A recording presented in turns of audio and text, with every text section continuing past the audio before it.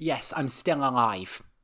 So by this point, everyone and their deceased grandmother knows about the whole Barbenheimer craze. There's tons of memes about it, it's been going all over the internet and social media. We've even had articles about Tom Cruise and which one he's going to see first. Someone got paid to write that.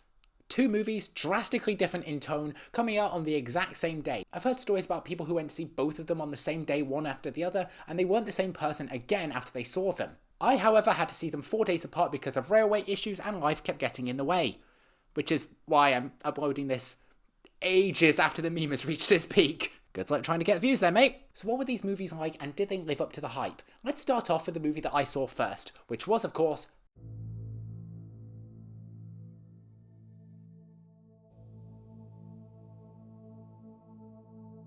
this is quite literally a mind-blowing film about the Manhattan Project, which surrounds J. Robert Oppenheimer having to come to terms with the fact that he's created nuclear weapons which, by the way, nearly ended the world twice. Let's start by talking about the acting. Cillian Murphy plays J. Robert Oppenheimer very well. It's not just a dialogue-driven story, but a body one as well. You're slowly seeing Murphy's physical form change throughout the film because he's becoming more and more stressed with the weight of the world on his shoulders. And Robert Downey Jr. as well as Strauss is absolutely fantastic as a supporting actor. Strauss is a patriotic man and a career politician who is only concerned with his own end goals and creating his own legacy. The relationship between the two of them gets more and more intense as the film goes on. Also, there are so many big name actors in this movie that I didn't even know that some of them were in it until I saw them on screen. Rami Malek is in this. The story itself is told through a non-linear perspective, regularly alternating between different years, between the build-up of the Manhattan Project to the congressional hearings surrounding the detonation of the bomb. Not only that, but there was also a lot of dialogue focusing on J. Robert Oppenheimer and his wife Kitty, played by Emily Blunt's ties to communism, which at the time could quite literally ruin your life. This was before the rise and fall of Joseph McCarthy, by the way. Like a lot of people in the US government in the early 1940s thought that Oppenheimer's ties to communism would have caused them to trust him a lot less. Robert starts off the story as a brilliant and intelligent man, but as time goes on, he slowly loses his sanity over what he's creating, and no one knows what's going to happen next, because why would they? None of them knew what would happen in the latter half of the 20th century. Events like the Cuban Missile Crisis, Operation Condor, McCarthyism, the Korean War, all of it starts here. This is a new world that they're building. And of course, everyone in the build-up to this film was talking about the nuclear explosion and what it could possibly look like. And it was incredible. Like, that's not entirely the word I would use to describe it, but when it went off, everyone in the screen was silent. The last time something like that happened was during A Quiet Place. But you feel it. You feel the silence that all the scientists there are also feeling. It really does hold you back quite a lot. The silence is almost deafening in a way. And you really do understand what Oppenheimer meant when he quoted the Bhagavad Gita, when he said, "Now I become death, the destroyer of worlds." But on a more funnier note, the guy who plays Kenneth Bainbridge, the one who in real life was the one who actually pressed the detonation button on the Trinity test, is played by Josh Peck. Yeah, that's Josh Peck. He went from Drake and Josh to this. You can see people becoming increasingly uncomfortable as the story progresses. The film doesn't shy away from just how deadly atomic bombs are capable of being, and they even brought up the possibility that the chain reaction caused by the testing of this initial bomb won't stop and it'll ignite the Earth's atmosphere. Chances are near zero. Near zero. What do you want for theory alone? Zero would be nice. There's also an increasing urgency to the idea that scientists at the labs need to create this weapon. There are discussions on the Nazis possibly having a bomb because they did have a WMD program during the war. There are no sides that Christopher Nolan is trying to endorse here. He is discussing the human and military-based ramifications of these atomic weapons. Like, yeah, there are talks of the Nazis building a bomb, but Josh Peck's character, Kenneth Bainbridge, dedicated the rest of his life towards ending atomic testing. There are multiple and very interesting stories just in this one movie. The cinematography hooks you in as well. You feel like you are there with the characters in every scene, from the hearings to the detonation scene. It's almost as if you are another character and even a fellow scientist helping to develop the bomb. And yes, we do see people talk about the fact that these atomic bombs are about to be used on Japan, which I am not going to talk about. That is a subject for a whole different video, but I do want to mention that they talk about it, because it's very, very important. You see Oppenheimer being very reluctant about using the weapons that he created on actual human beings. People with families. He is Atlas holding up the world on his shoulders, and he's slowly beginning to lose his grip. This isn't just a story about war, but it's one about humans. Humans making a decision that will change the world forever and lead to what we live in right now. A world that will involve 50 years of humanity standing on a knife's edge and will create ideological barriers that would have drastic and horrible consequences. A world that could have come to an abrupt end in 1962 and 1986 had it not been for men like Vasily Arkhipov and Stanislav Petrov. We are the harbingers of our own destruction.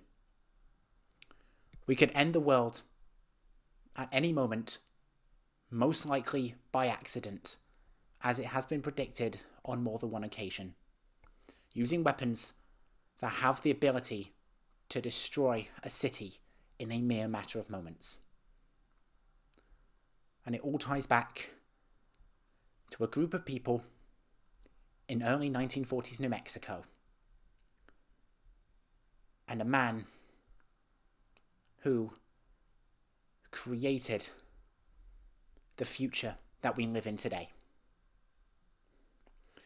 This is our world, and we could destroy it any day now. Now let's talk about the Barbie movie!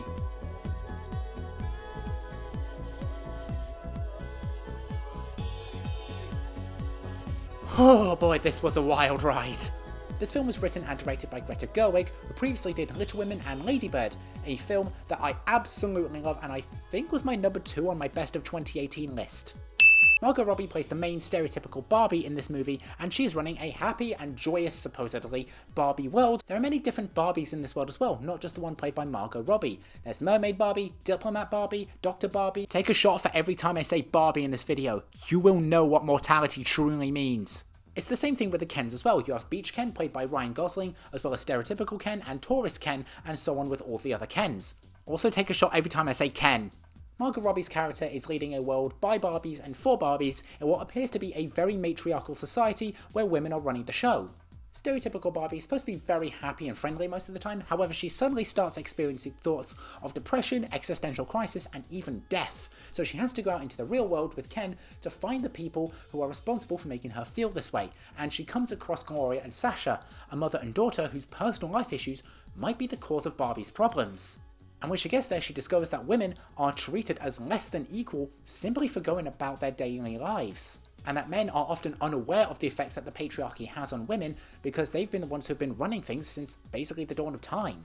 Ken absolutely takes advantage of this, and he takes his knowledge of the patriarchy back into Barbie Land so he can prove that men are supposed to be the ones running the show. This is where the real story actually begins. It's a very interesting film, but it does have its flaws which can kind of steer into the girl boss capitalism kind of territory. Something which I will be talking about later on because corporations are brought up a lot. You see Barbie go on an adventure that changes her life forever, and on that journey, she discovers that a lot of people really hate her, and for valid reasons. There's a moment in the film that does point out that Barbie's image and brand very much helped to create the catalyst for the fashion industry, demanding that young girls get an hourglass figure, which led to more physical and mental health issues. It led to an epidemic of young girls developing issues like anorexia and bulimia because they didn't have those kinds of bodies. There are legitimate concerns that are pointed out here. That does tie into my main problem with the film. These would be good things to discuss if they hadn't been done by the same company that is promoting and being advertised regularly in the film. And I mean advertised. There are moments where this just comes off as a massive ad for Mattel. Their logo is everywhere. Will Ferrell plays the fictional CEO of Mattel, and you know he's the CEO because they try and shoehorn him in every 5 minutes, even in scenes where he's not really needed. Although there is a funny scene where he's called out for being sexist, and he says that he can't possibly be sexist because he's the husband to a wife, the son of a mother, and the father to a daughter. You know, people who claim to be progressive until you find out what they post on Twitter, or when you look at their history. Also, fun fact, I did know that patriarchy and feminism were going to be brought up during this film, not because of the advertisements, but because of the internet's favourite Mandark impersonator. I am of course talking about Ben Shapiro.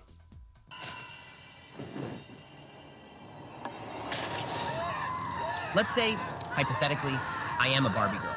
Okay, let's even say I'm in a Barbie world.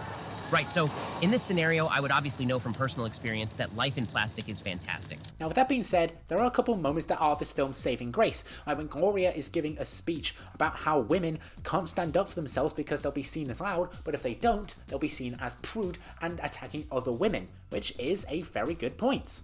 Whenever groups that are regularly attacked by the media and society try and stand up for themselves, they're seen as violent and only contributing to the hatred towards them, but if they don't say anything, they're seen as cowards. It is very much a double standard that society and the media are guilty of. But then you have the very weird moments like this.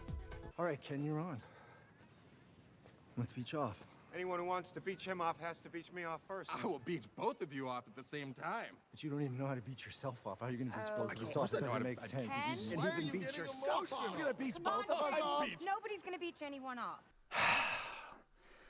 Don't make a gay joke, don't make a gay joke, don't make a gay joke. Also, I do find it very funny how there was so much pink in this movie that it literally triggered a shortage in the production for pink colouring. There is so much pink in this movie that you could put it under a very convincing black and white filter. A lot of movies and TV shows from the past actually have a lot of the cast members wearing pink, because it looks good there. It's the reason why I chose to wear this during my Oppenheimer review. I'm just imagining Cillian Murphy wearing a very pink suit now. Let's talk about the Kens as well, because their story, especially Ryan Gosling's, is almost just as interesting as Barbie's. He's a character who wants to be recognised and be with Barbie, and when he goes to the real world and discovers what patriarchy is, he immediately assumes that he and the other Kens are meant for greatness. They want to live their own lives, but unfortunately, that does mean that they believe that the best way to achieve this is by taking an alpha male approach. Which, by the way, there are musical numbers in this film. The one with the Kens is undoubtedly the funniest. They sit like a council of bros before transitioning into what appears to be a parody of Grease. This is something that people are definitely going to be talking about for many years to come. Despite the flaws that I do have with the movie, I did rather enjoy watching the musical number. So if I were to give a fair and reasonable assessment of it, I would say that Barbie does a fairly decent job at combining comedy, self-discovery, and the fact that we're trapped in a nightmarish capitalist hellscape from which there is absolutely no escape and people will constantly try and make money off of us even if it makes us hate our own bodies.